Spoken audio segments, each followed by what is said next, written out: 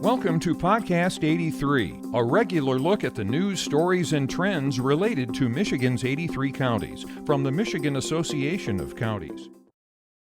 Good afternoon, everyone. Welcome to Podcast 83, the podcast put on by the Michigan Association of Counties. Today we have Samantha Gibson and Jimmy Johnson joining us from our MAX staff to kind of give us an overview of what happened last week here in Lansing. Everyone's kind of licking their wounds after the Lions game late last night finished up. Not a very high scoring game, kind of struggled a little bit offensively. Defense was pretty good, actually, but I think that's how the NFL is these days. There's really just no powerhouse team this year that's just blowing teams out and taking things over. But I guess we'll see. We're still in it in the conference. We're in a tough conference, but Michigan won. Michigan State lost again, so it's crazy that we're already halfway through November. That's the crazy part, I think. Yeah, it's been a rough week for sports fans, that's for sure. And, if you like the warmth, it's been a pretty sad week too. So yeah, that's the weather has switched. So now we're kind of we're getting closer to the throngs of winter, but it stayed warm for so long. That's why I think this whole November crept up on us so much. It's halfway through November, Thanksgiving's in a couple weeks, and it doesn't feel like that for some reason. Pretty nice outside. Well, let's get into things, guys. So last week we had some movement on some legislation that, while it doesn't directly affect counties per se, it does potentially affect what could happen in the legislature for the next year and few months. So let's talk a little bit about that. What happened last week with the Speaker Hall's, what is it, earmark bill, whatever you want to call it? Ethics and transparency. Oh, HEAT, that's right. Yep. Hall's Ethics and Transparency, HEAT. Yes. So Jimmy, kick us off. What happened last week? Well, actually, I'm going to kick this to Sam because she's been working on this pretty good at, her and I, she's very good at explaining this. So, all right, Sam. Sure. Thanks, Jimmy. So for what feels like a very long time now, I would say since, I don't know, the spring, the speaker has had an earmark transparency process proposed. Originally, the House proposed a 90-day window leading up to earmark requests, and that each request had to have a legislative sponsor. The Senate didn't really do much with it until after the budget, and then they put forward, I believe, a 10-day plan. They met at 45 days. So last week, the compromise was passed by both chambers, I believe unanimously, correct me if I'm wrong, with the 45-day window before a budget vote would take place. And so if you are looking for a legislator to make a request on your behalf in the budget, you would go to them. They would have to go through this transparency process, sponsor the request essentially, with a 45-day window before a vote would occur. And that'll be the process in perpetuity. Now it'll be, assuming that the governor signs it, that'll become statute by the end of the year. Yeah, so now that got passed, I mean, the speaker had said that there's going to be nothing passed until that's passed. So now that we have this going to the governor, which we do expect her to sign, it should jar some other legislation or any legislation loose, correct? That's what we're expecting? Yeah, that's my expectation. I think a lot of other folks would agree. Like you said, Steve, the speaker had said until the Senate makes some sort of compromise on this, he wasn't willing to take up any Senate legislation, which of course was holding up a lot of things in the second chamber. So now, yeah, I do hope that things will be shaken loose, especially some things that we're working on that are sitting in the second chamber. So it's funny we say that, and then I'm just thinking of the calendar right now. We're there, of course, at hunting break, then Thanksgiving, the last week in November. Then we expect them to be gone the first week in December, at least maybe the House. Can't remember how percent one of them, right? So then you're already into the second week of December, which you're looking at 5 or 6 session days, I think, are left in between, now and the new year. So with this ethics and transparency coming through, hopefully that's going to break the dam there, and we can start seeing some legislation move. I know a lot of us would like to see a supplemental. So if we can see that move, let's get that dam broken. Let's see some of that get sent out. We'll see. Yeah, we're quickly the early in December and then into an election year. So why we say things the dam could be broken, who knows what Yeah. that really could look like. So along the same lines of happenings in Lansing last week, Sam, tell us a little bit about court funding and what there was a joint hearing last week. Yeah, so we talked about the last couple weeks, the trial court funding recommendations were presented to the legislature. And given that there was a joint hearing in the House and Senate Judiciary Committees last Thursday, where the State Court Administrator, Tom Boyd, presented these recommendations to the committee.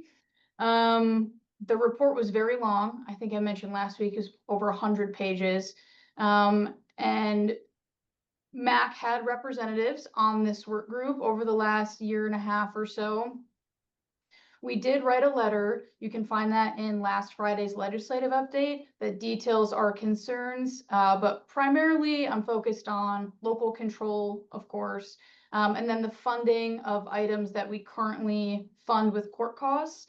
The proposal recommends eliminating those funds. And so navigating, should this move forward, how are we going to backfill those costs? Things like the county jail reimbursement program, MCOLS funding for police training that the sheriff's offices use. There's a long way to go before any of this is implemented. Bills have yet to be introduced. So plenty of negotiations to be had. And of course, that looming sunset for court authority to assess those costs is December of 2026. So while we've got the reforms over here, we still have to keep in mind that the ability to assess will expire if nothing happens at the end of next year.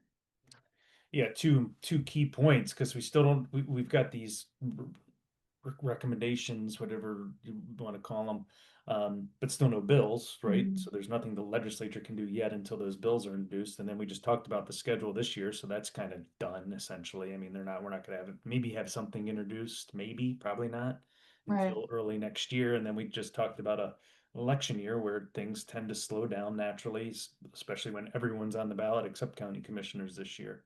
So then we're going right back into budget negotiations early in the year. So yeah, it'll be interesting to see how things go. That sunset date, pushing that out is definitely on the table for us to keep that on the radar screen as we watch how things progress throughout the year. Jimmy, you want to talk a little bit about SNAP benefits? Yes. Well, I've coined this the seesaw snap. Now, luckily, the seesaw is over. We had the federal government has finally ended their budget shutdown, so we are pretty happy about that. As soon as that the federal budget shutdown was ended, there was information sent over to MDHHS saying that full funding is going to be released through the Department of Agriculture. So very excited about that. MDHHS has put out some statements telling folks that they shouldn't have any issues accessing their funds for this month.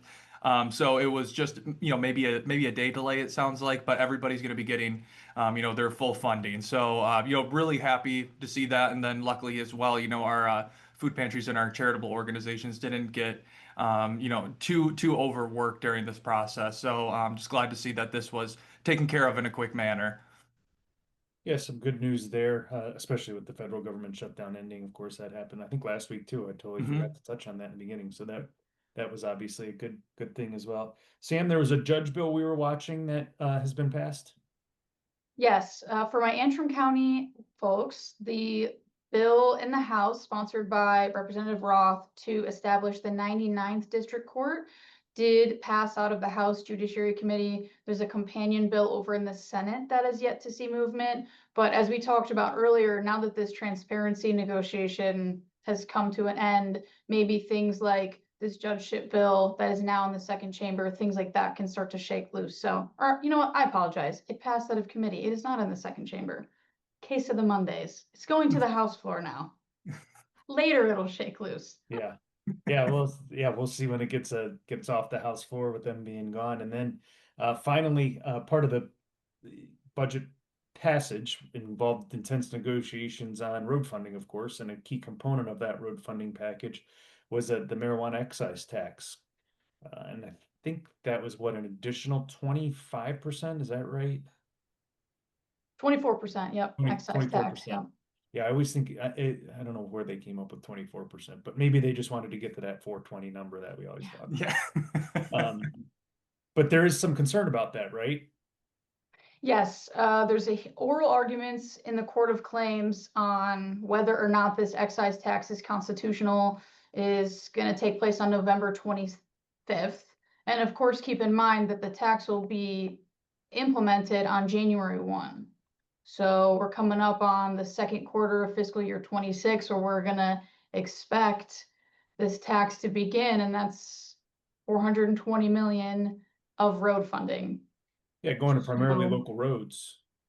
Yes, primarily county roads. Yeah, so remains to be seen where that will go. I'm not really sure what the legislative solution is, should it be determined that this tax is unconstitutional.